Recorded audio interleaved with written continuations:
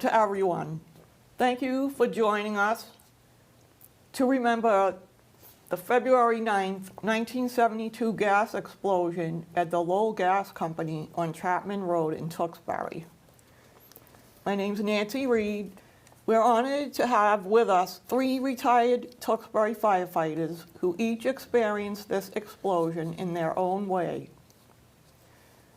I have, to my far right, retired firefighter Jim Farley, retired Captain Robert Fowler, and retired Lieutenant Ed Kearns. We've also been working with Paige Impink, who through her local newspaper work with the town crier, came to learn about this explosion in the comprehensive scrapbook from 1972. Paige initiated this project, which resulted in the scanning of the 150-page scrapbook, as well as the creation of this video to preserve the personal accounts of our town's firefighters. The scrapbook, which is posted on the Tewksbury Historical Society website, was put together by several firefighters in 1972, with photographs, personal accounts, newspaper and magazine articles, all about the explosion and the after effects. To begin the discussion, we would like to start by setting the scene of that night at Lowell Gas Company on Chapman Road. We know that it's a distribution plant for liquid natural gas. There are 2 60,000-gallon tanks as well for liquefied petroleum gas. 20,000. And 175,000-gallon tank to hold the liquid natural gas. And so we can start the discussion, and I would like it if maybe Captain Fowler could answer this to start it off. What happened that evening to cause the accident that led to the leaking fuel? The truck driver, Roger Sutcliffe, who succumbed from the explosion, backed his truck up and was going to offload propane from his tanker into one of the large tankers that the tanks that hold LPG, liquefied petroleum. When he did so, accidentally ruptured a line, and that caused a flash, the propane to run across the ground, and it went to a part of the building that had pilots in it. And the pilots ignited it, and it flashed back and ignited the gas coming out of the tank, out of the tanker. And from there, it was all downhill. Okay. Lieutenant Kearns, I was wondering if you could answer, once the fires had begun and became known to the fire department, what was happening at the central fire station, and if you could tell us how it was that you came to be there. I was off duty that night, and we had a union meeting in the station. And I went home. I had a daughter and a baby son. And I was listening to the scanner that I have in the house. Captain Millett was the officer on duty, and he immediately, upon the call for a truck fire, or a gas leak, I should say, a gas leak at the plant on Chapman Road, he immediately put a box on. In those days, a box meant they'd blow the horns for off-duty firefighters to come into the station. And I run out the door, and proceeded down Whipple Road. Was debating to go to the gas plant and figured, no, I better go to the station. They may need the other engine. And consequently, when I got in there, I was the first one. And Bob Collins was the dispatcher. We had one firefighter that assigned on the shift to do dispatching, and we didn't have a civilian dispatcher. And when I get in, I didn't have my gear with me. And my gear was at the South Station where I was stationed. I see. And the next person through the door was Chief Chandler. And he said to me, "Where's your gear?" And I basically said to him, "Down the South Station." And he says, "Get off the seat," meaning the seat of the truck. I see. "Go help Bobby Collins in the desk." And Captain Millett was at the scene, and all of a sudden, we heard the explosion. The center of town lit up like a Christmas tree. And from there, it was just downhill. We didn't know what happened. The phone calls were explosions from all over Tewksbury, from North Tewksbury, South Tewksbury, and we couldn't get an open line to call for help. Right. So consequently, the lifelong friend of mine, Bob Doyle, was a dispatcher in Lowell at the time, and he said, "I'll handle getting the ambulances." And we Nice, get huh? every ambulance we could find. Is Captain Cuneo at the time was the captain that was on duty, and he said on the radio, "We have a serious explosion with firefighters down and injured, and get all the ambulances we can have." He immediately struck a second and a third alarm on the fire. And that's about it as far as the station went. So then they had a lot of mutual aid coming from all different towns Oh, around. as far as here and Groton and Leominster, Wow. we had ambulances and apparatus, and on the third alarm we got the surrounding towns for engines. If you could tell us a little bit of what you recall about the scene, and what were some of the obstacles that you had in dealing with the intense heat and flames, if you could. Could I start back a little bit Oh, further than absolutely. that? In a straight line, my house is just about a little bit over 1/10 of a mile from the gas company.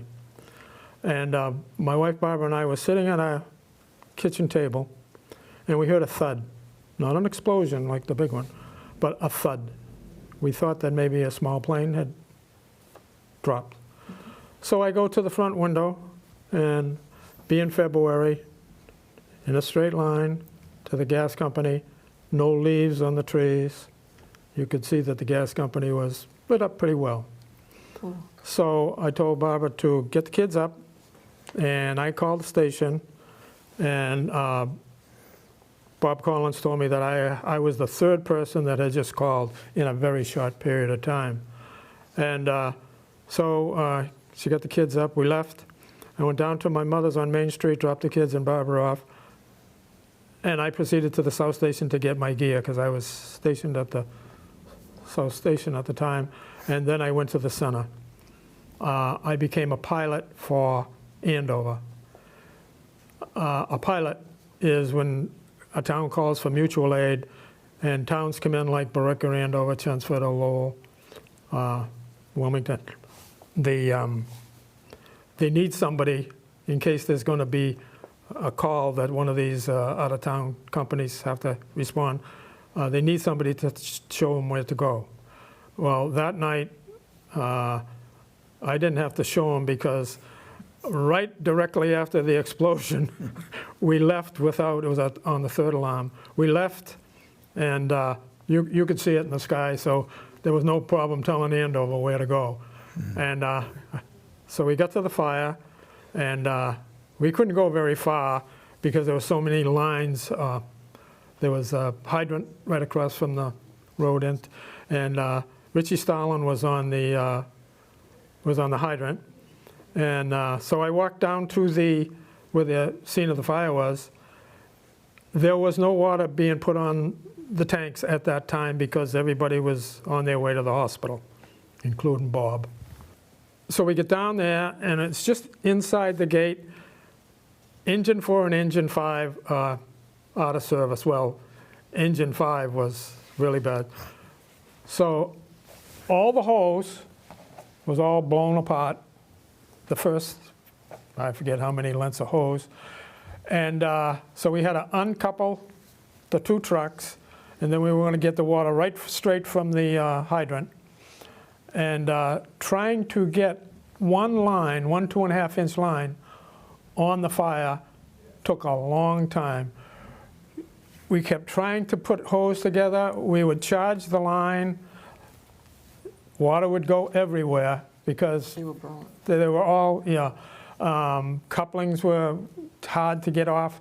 So it was quite some time that before we could get water on it.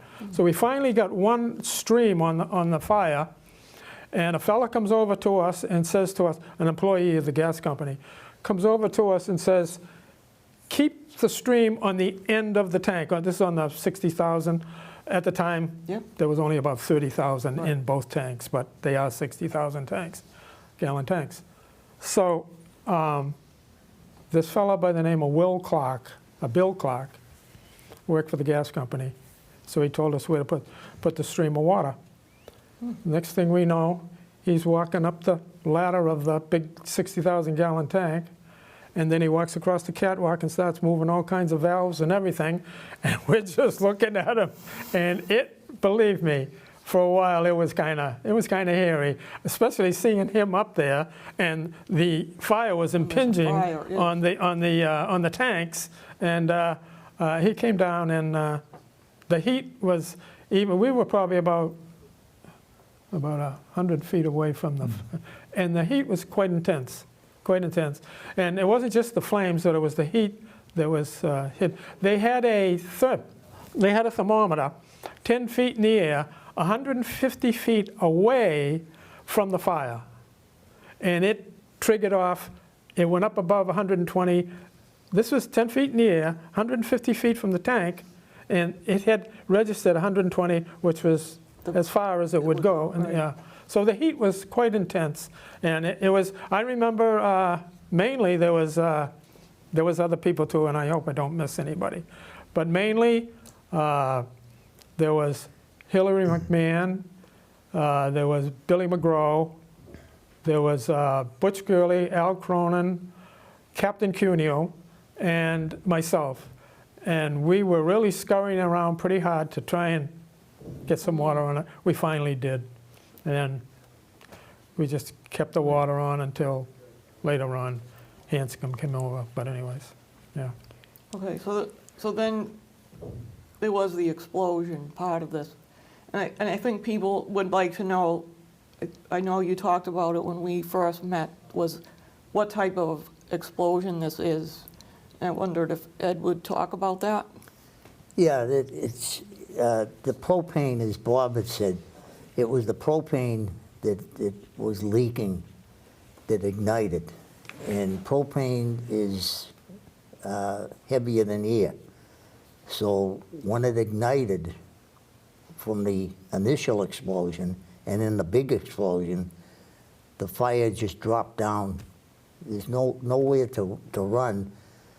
The men that could run, there was a lot of them with the initial explosion of the propane. Chief Chandler suffered third-degree burns over, I'd say, 50%, Wow. 40%, 50% of his body. The Deputy Morris, had a head injury. I don't know what it was designated as, but he was unconscious.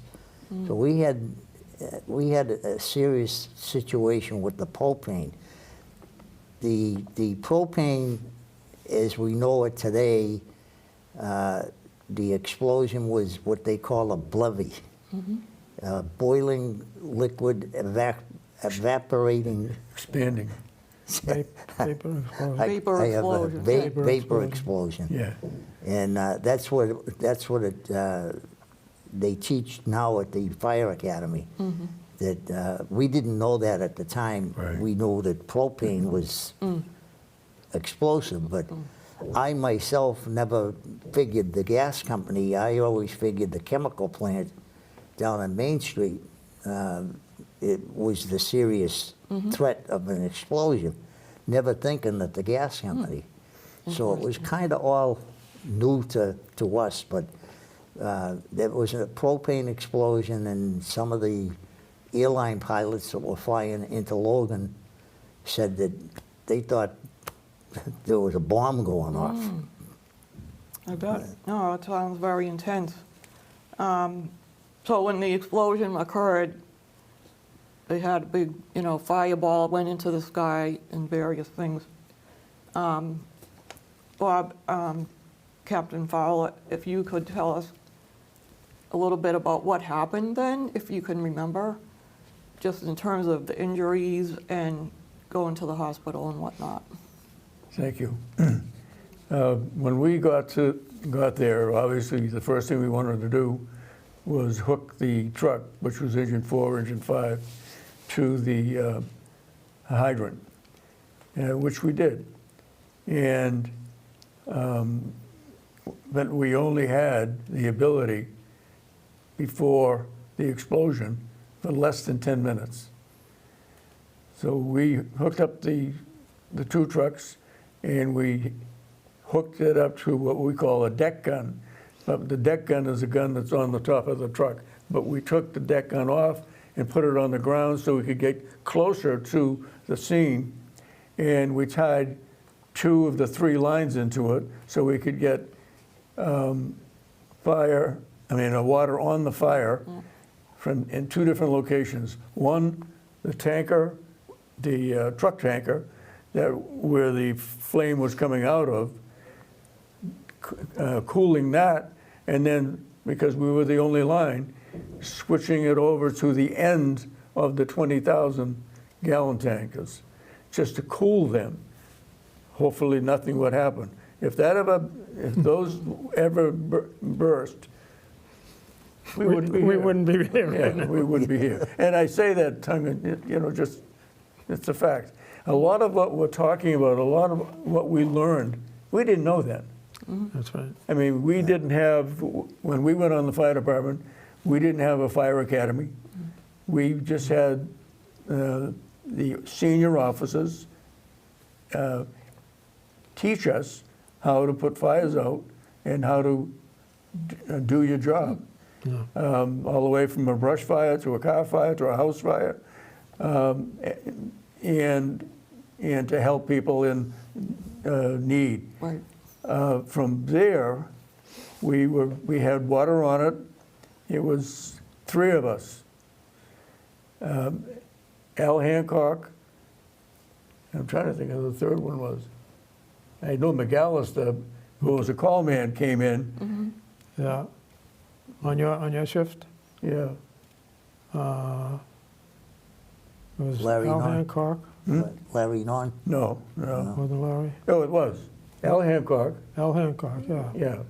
But myself, and I forget who the 3rd person was. I can find. That's okay. Anyways, we were doing our job. We were moving the water from the tank to the tankers, back and forth. And there wasn't enough. So by the time we had help coming to Jimmy and all the other people, never mind the people from out of town, we had a good line. We had water doing what it's supposed to do, cooling the tankers. But it would only last so long because the broken line where the fire was coming from, that the truck driver hit, was impinging on the tanker, the 7,000 gallon tank, I believe it was 7,000 gallon tanker. Whatever. Yep. And when that blew, it flew over us towards Chapman Road. Catamount, towards Chapman. Chapman Road, and went right through trees, just leveled the trees. Fortunately, it went over us. But by then, that's when we lost the water. As Jim said, all the hose was burned because the propane is heavier than air and it falls down, and whatever it touched it lit on fire. So we had fire everywhere. Okay. And For years and years, I used to come out Chapman Road because I live on Van Buren, up by the gas company. For years and years and years, because it's been 52 years now. But when you drove by on Chapman Road and looked over at the gas company, you could see this huge area of where the end of the tank just took out pine trees and everything, Yeah, and yeah. it was a clear shot yeah, Yeah. right straight to the fire, right to the gas company. Yeah. And that was until the trees started growing Yeah, back. yeah. It was quite a Right. sight. I know when I was reading about that, it said it took down a giant pine tree. 3 of Yes. them. Oh, yeah. Yeah, 3 and, big you know, trees. Cleared it just like a whistle. Yeah. And It almost They came said out that's- onto Chapman Road. Yeah, that's yeah. part of the Blevy type of explosion with Yeah. the tank. If the tank decides to blow, it'll shoot like a rocket. That's Yes.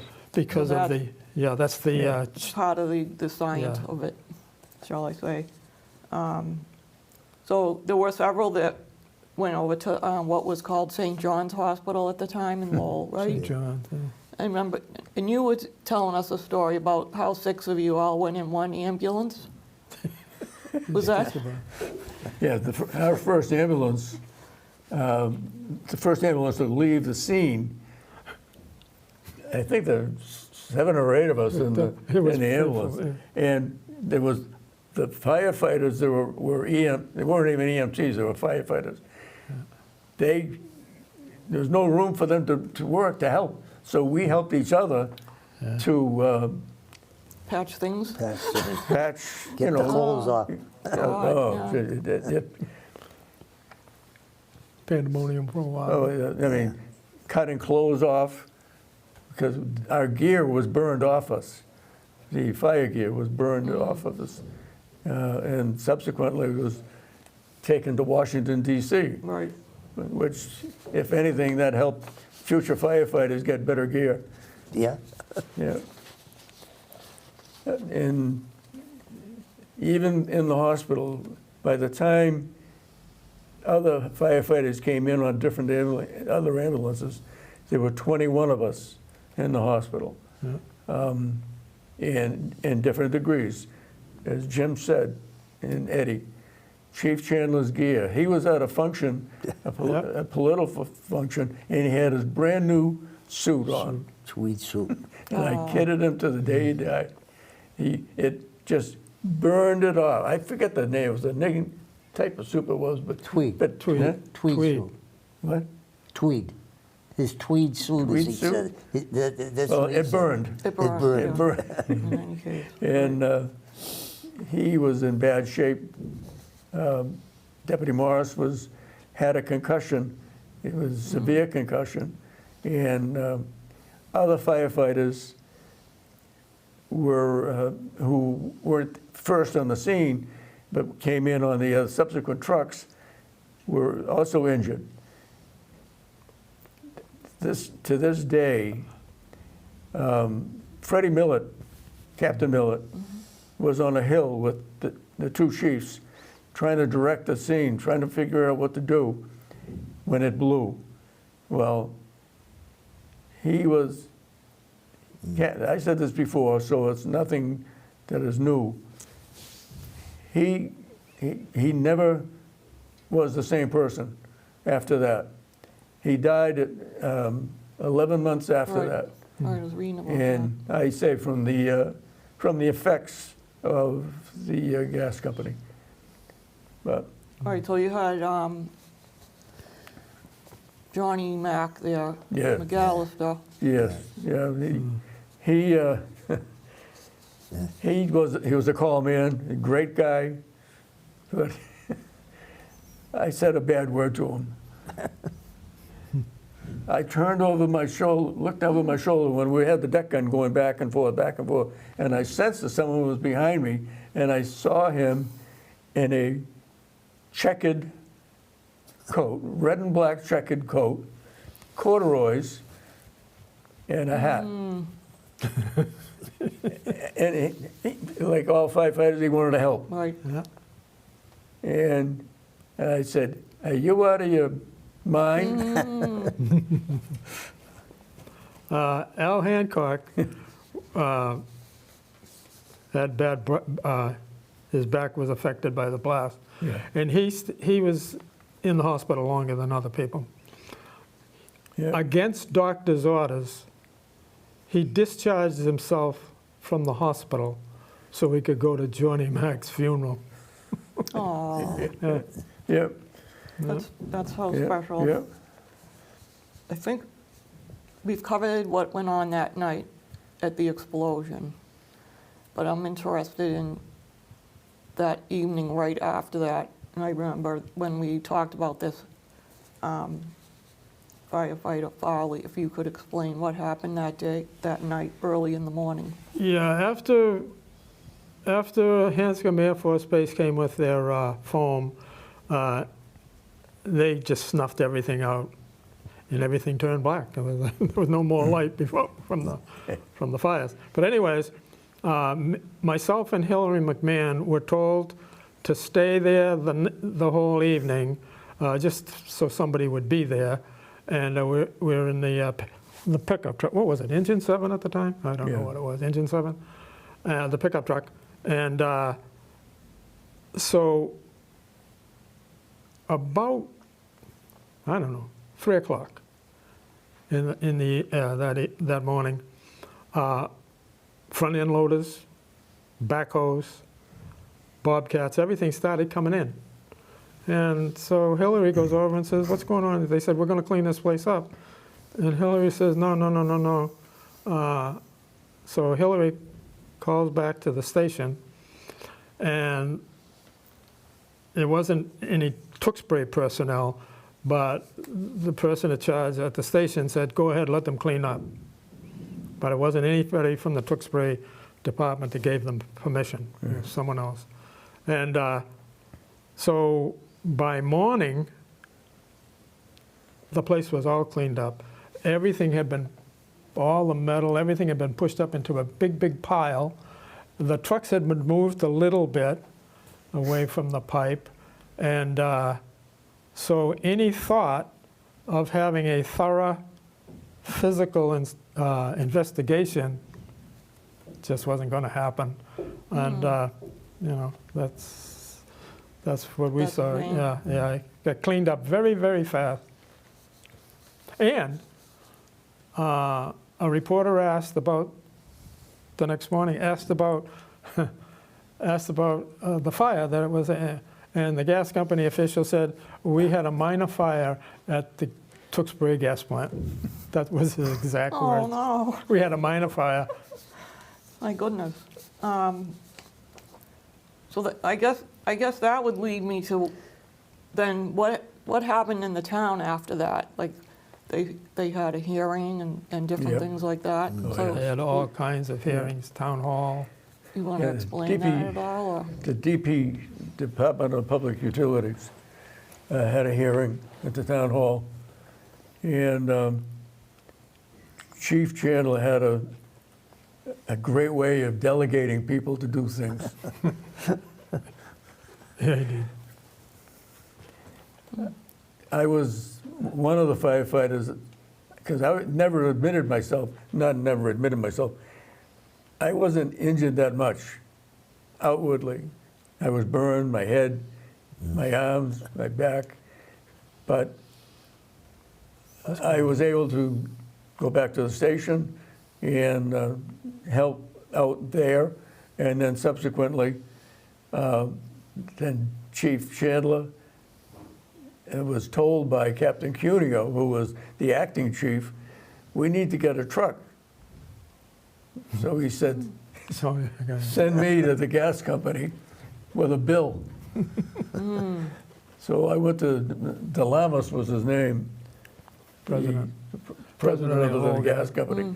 So I had to go in the gas company and present him with a bill of which they paid for a brand new fire truck, which was very beneficial. And they had one, engine one, American Old Friends had one that they could get to us right away, not the next day, but pretty quickly, so we could have our own truck.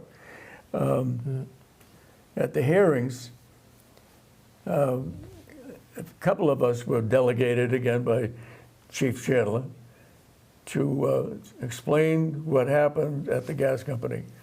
And I find it very funny because if you look at the picture, and the picture of the people in the audience are there in that book, along with some terrific pictures.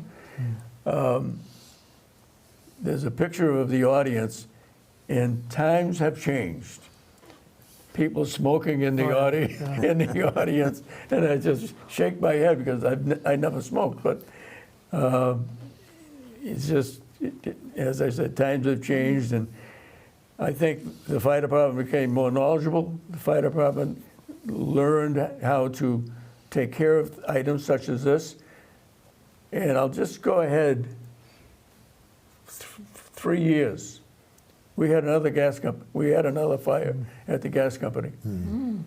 During the day, not as bad as the initial one, but, and without a problem, I'll say this, they didn't call us. Can you imagine that? They didn't call us. Oh, my God. They were just. We heard someone heard it. We were on the Engine 5's brush truck, which isn't the truck you want to take to a fire like that. But we went there to extinguish the fire. There's towers out in the back, evaporation towers, and they're 5 stories high. And so we had to, with a brush truck, put the fire out initially, and then called in more apparatus to help us do that. But we learned the lesson. The gas company didn't. And I don't hesitate in saying that. I don't blame you. So we had, as well as the hearings and various things with the gas company, they did fundraising to help the McAllister widow. Yeah. And there were fund drives. Yep. And every year, I could be wrong, but every year you have an anniversary event Right. to remember this, and I think that's wonderful. And I really, really appreciate that you came. Could I tell you one Bob, side it's note? really- Sure. It's just, the propane portion of the gas company went into effect in 1962. The LNG, the big tank, went in 1969. Leading up to 1962, they had many public hearings, many at the town hall, quite a few places. They had at the Department of Public Utilities, they had them there in Boston. And every time they had one of these meetings, a former fire chief, Tewksbury fire chief, Anthony Obdens, would go to these meetings, and he was definitely against the propane. He did not like the propane at all. Having been a former fire chief, he knew somewhat about the dangers of propane and stuff like. And he would get up there and spout off all kinds of statistics and everything, kind of make people fall asleep. But he knew what he was talking about. And so he did this and kept going to the meetings. And then when the selectmen gave approval, it was 4-1 Joe Whalen voted against it. Joe Whalen was a selectman, and what he wanted them to do was to put the tanks underground, which they are today, but, you know. So Anthony Orb, the former chief of Tewksbury, I remember him, we used to have town meetings on a Saturday morning. That was way back. And Tony Obdens got up, and he kept telling the people how the dangers of it, and he lived pretty close to it himself. He lived the next street down from me. And he would keep telling the people the dangers of the propane, the dangers of the propane. I find it kind of ironic that 10 years, from 62 to 72, all of a sudden, what the things that he was espousing came true. The thing is he died in 1969, and he never, he couldn't say, "I told you so." Right. Yeah. Right. No, I think you mentioned that some of the burn coats and gloves and helmets and whatnot was sent to Washington, D.C. to be examined. Right. So was that in order to improve the materials and, Yes. and things like that? Yep.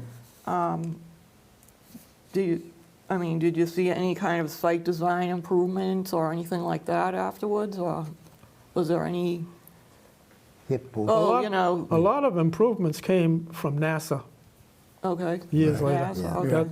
That's where a lot of them came from, right, Bob? Yeah, we used to have, when we got on, all three of us, a coat, rubber coat, hip boots, and that was it, and a helmet. And the improvements that they've made since that gas explosion, even today, they're still improving. We got hitch pants now, they call them. So we have the Protectors, pants yep. replacing the hip boots. We've got newer helmets with shields and the fire protection that they've got on the coats. Not like when this guy come back to the station with what was left of his coat. That, as he said, Bob said before, that, excuse me, it burned not just him, but it burned the coat right off of his back. And Chief Chandler didn't have a gear on. So He got was that. there. It's lucky he was still alive in the hospital. And I went up to see the chief 2 weeks when he was feeling better. And when we was out of well, they didn't call it ICU then, but, and I thanked him. When Bob talks about stuffing people in the ambulance, getting Yeah. enough guys to Yeah. get in the ambulance, He was, we didn't have the big ambulances there. We had the Cadillacs. The little Cadillac. Cadillac. Yeah, It was the Cadillac, Cadillac. yeah. It was the Cadillac, and they were stuffing them in there. It wasn't the big truck couldn't even rescues that stand they up. have Right, today. right. Yeah. No. My goodness. I can remember Freddie Millett, Captain Millett, saying, "I want you to help me, but I can't tell you where I got burned." Because they burned the clothes right off him. Oh. And he had pants on and his boots. Some of us had the suspenders, the hip Yeah. boots Yeah, the and hitch. everything. That was burned off too, but I mean, I think about this, when I think of this fire, it was an extremely cold night, extremely cold. So if I did something I have never done before in the 14 months I was on the fire department, before the fire, before that explosion. Yeah, I was a junior guy. We had hooks for our gear. So I put things on my gear hook. You had the fire shirt, a t-shirt, fire shirt. You want to stay warm? I had a sweatshirt, another inside, Stay warm. to stay warm, and I didn't need to be warm. And the gear, everything was burned off me. So I think if I didn't have that sweatshirt on, I would have lost some skin on my Oh, back. Bob. Yeah. Yeah. But you laugh about it now, then, but the things you do, you learn. So when I went home that morning,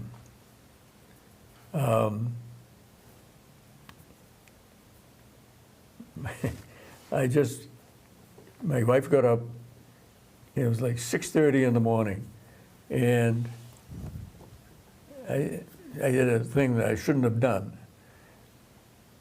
I went into bed and lay on top of the bed,